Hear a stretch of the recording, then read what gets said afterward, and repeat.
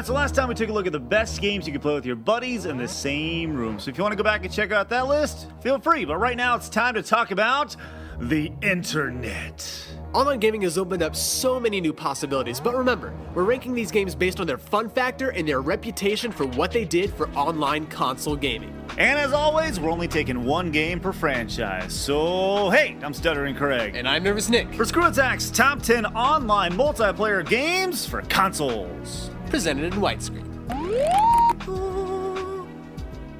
Number 10.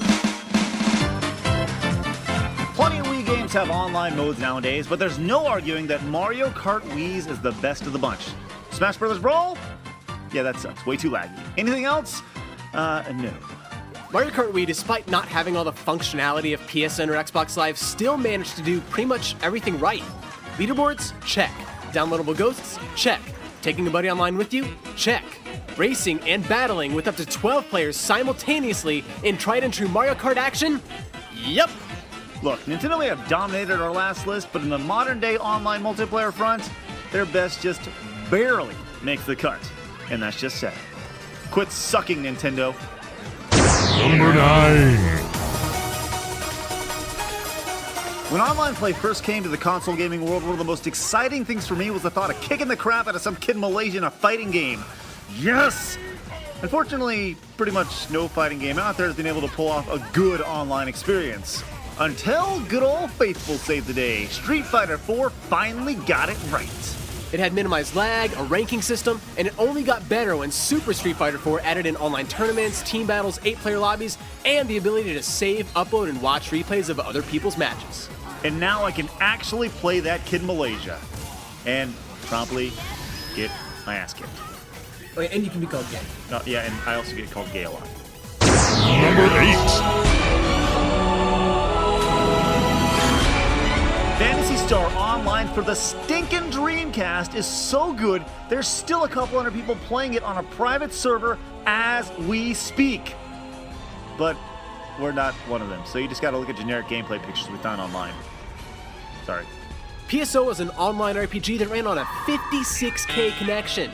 In all likelihood nowadays, you wouldn't even have the patience to check your email on that speed, much less play an MMO. This video would take like 6 hours to load. And yet another example of how the Dreamcast was way ahead of its time. Number 7. Admittedly, the controls take a little getting used to at first, but once you get the hang of Killzone 2, you're in for one of the finest FPS experiences the PS3 has to offer. Unfortunately, you're currently being subjected to gameplay of Nick sucking. Sorry about that. Nick, apologize. Sorry, Internet. Killzone 2, despite having only 8 maps out of the box, still offered up to 32-player destruction at once. And we like it. Number 6. Chainsaws. Ooh. Chainsaws Online. Ooh. What the hell was that? Yeah, Marcus Phoenix is cool, but let's not forget the real star of the show. There's nothing quite like hiding around the corner, waiting patiently for your prey, and then BAM! I'm here, bitch! Number 5. I love me a good sandbox game, but when you can explore an entire city with all the freedom from the single-player campaign with 16 players online, sold. You'd think a game with a combination like that would be, pretty popular, and naturally, Grand Theft Auto 4 was. Hey, and Nick, do you know how many copies of the game have been sold so far? 5. At least 5. 17 million. It's not too bad. The free roam mode by itself would have been a good enough reason for me to buy it, but then they threw in all those other game modes as well. And now, if you don't like free roaming in the city, you can just play the exact same game in the Wild West. What in God's name, guys? Come here. Number 4. Oh, Uncharted 2. You're such a good game. I mean, you brought third-person shooters to a whole nother level. Hardcore parkour! Super smooth controls and wicked level design, and ding ding ding, you've got yourself a winner.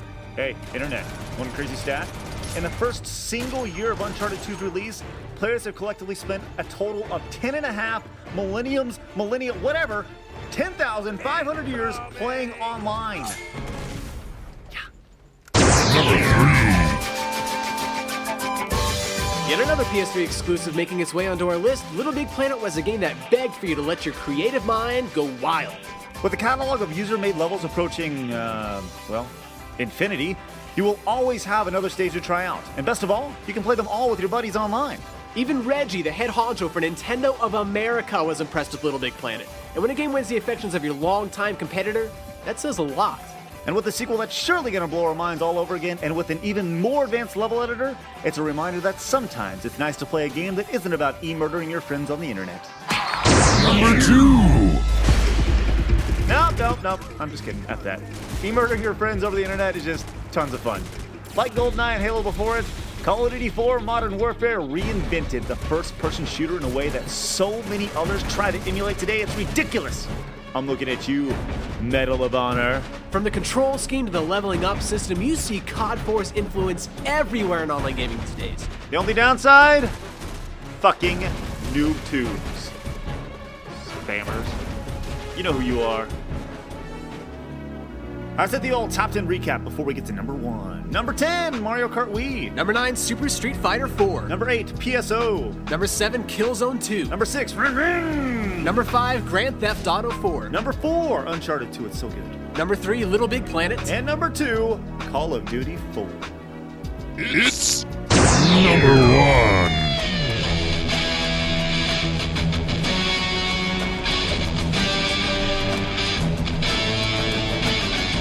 Halo 1 may have been the reason many people bought an Xbox, but Halo 2 was the reason that those same people paid $50 a year for Xbox Live.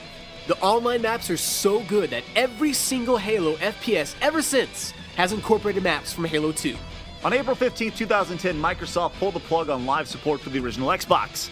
The final online original Xbox game didn't end for nearly a month later. And take one guess as to what that game was. That is how much Halo 2 meant to people, and believe me, that's how much it means to us. Yeah, sure, Halo 3, Reach, and ODST are all vastly superior games in retrospect. But based on what this beast did for console online gaming, it has to be here. We love you, old friend. So hard.